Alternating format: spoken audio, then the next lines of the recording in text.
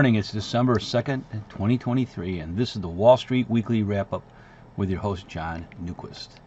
And it was a quiet week, but we have some interesting things coming up.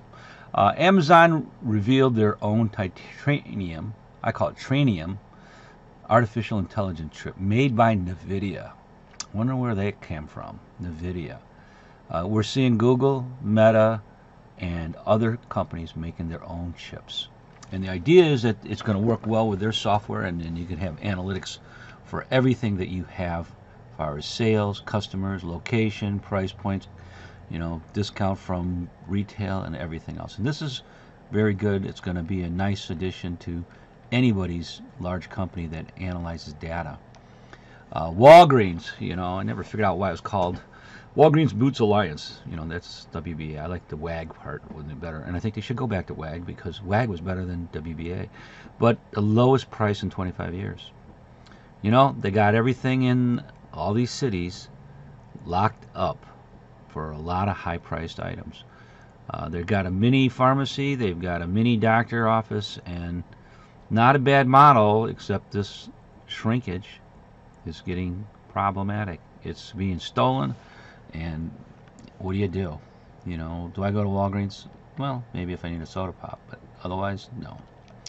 The indicators, the 2-year note dropped quite a bit, which means, your money market price is going to drop quite a bit. Oil, wow, $74 a barrel. People in Saudi Arabia must be calculating the numbers that it has cost them with this lower oil price. And, remember, Exxon and Conoco going to make billions. Gas, as we predicted, has gone under $3, BTU or therm, or whatever you want to use the unit as. Gold, still roaring, over $2,000. We look at this chart over here at the right. Here it is. We're at a big jump. I mean, we're ready to go and break out. 2,000 was a resistance forever. How high will it go? Nobody knows, but you better have it. And we always believe in 5% in precious metals, whether it be gold, palladium, or platinum, or silver. And then copper, we're all watching it because if it gets over $4, that's a magic number that the economy's starting to go good again. And of course, our averages are all up this week. It was a good month for all the indexes. If you think about S&P, we're up a few 5% almost this month. And we look at this index, we're coming up to the highs. We beat the March high, and now we're going to exceed it. This defied everything. Remember when it was high in August and it went down, everybody says, oh, horrible, it's going to go down, it's going to be down to 3,800, and it isn't. So Russell's still positive for the year, and we're getting a lot. And I think it's a good Santa Claus rally. I think we're going to do probably positive for December. And we're trying to align the portfolio so it is a equal weighted S&P. We were weighted like the market, so the Magnificent Seven, as you hear all the time, we rode better than that. This year, I think you have to be equal weighted. So if you're way up on the tech stocks, cut them back to the point where everything is equal weighted in your portfolio going into January 1st. And housing, again, it's still unaffordable. I mean, 44% of your income. The rule, and I hate to say I'm old, but God, it was 25%. You take 25% of your paycheck, and that would be for your mortgage. And now people are putting 44%. There's no cushion. There's no cushion at all. You can't even afford a $2,000 repair at your house without probably borrowing or doing anything else. I mean, it's not good. So we're going to probably see housing prices stall and then eventually come down. And what's average? I don't know. But you're going to see people in there. Working at home will help save people money. Snowflake, everybody's talking about it. Oh, yeah, it went up 33%. First, that's great. That is great. We're watching a company that couldn't make a dime, spend all the money trying to grow, and remember, it came out at 400. So, the fact that it's 175, it's okay. People who bought in at the IPO, well underwater. But earning 25 cents per share. And, the issue is, it's a better tech stock. It's just a matter of how many tech stocks do you want to have. Do you want to have, half your portfolio tech? Do you want to have it all it, or you're just trying to go, some weighted percentage? We're overweight on tech and consumer or communication services, but we don't want to overload more tech because this is, going to be a tougher year, I think, for tech. Walmart retail is dropping the prices are deflating, and that's important because hopefully the savings get passed on to us. So since he said November 14th, the prices have been dropping an average of 15%. Wow. We saw the spike, supply chain, all this other stuff during the COVID, and now it's coming down, and that's going to be good. I am seeing sales upon sales, and if you come back 3 months later, it's still cheaper. So, could be an interesting March. You could have a kind of like a Black Friday prices in March. And cash on the side, this is one of the things that I always see all the time. Oh yeah, we got $5 trillion in there.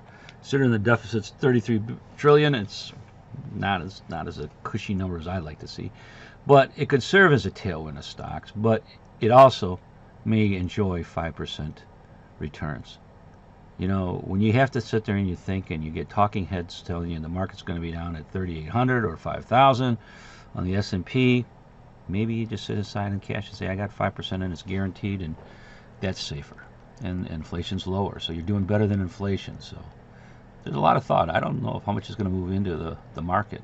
It's when you don't get anything on your money, like you're getting 1% on your money, then you start looking at equities because you're not getting a return, and inflation's higher than the returns, then you're losing money. So that's why people go into equities. Sugar, we talked about it a few months ago. Oh, it was this record high.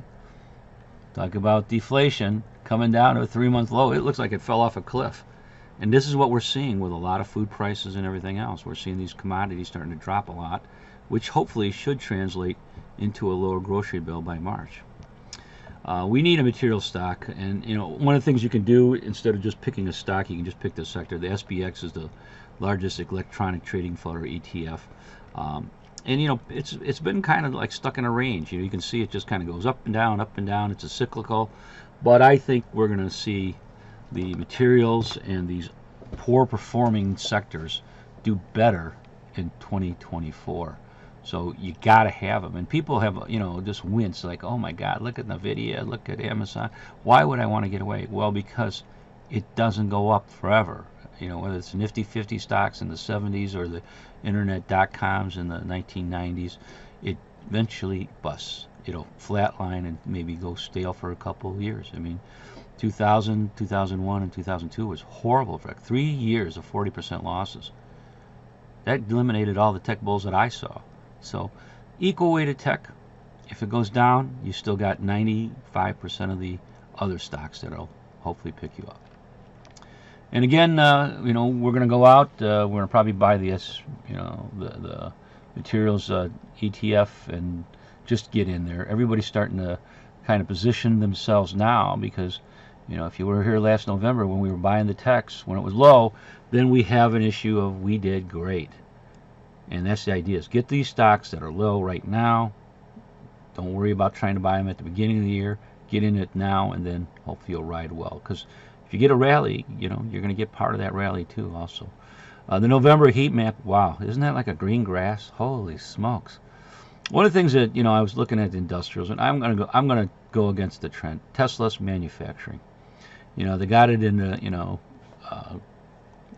consumer areas like retail with Amazon, and I disagree. I think it's manufacturing with Ford and all these other areas. So I don't think I want to call it a technology company. I'm just going to call it manufacturing. And even though they use a lot of technology, we're equal weighted with our Lockheed Martin. So hopefully you'll have a good week. Stay warm, and I'll see you next week.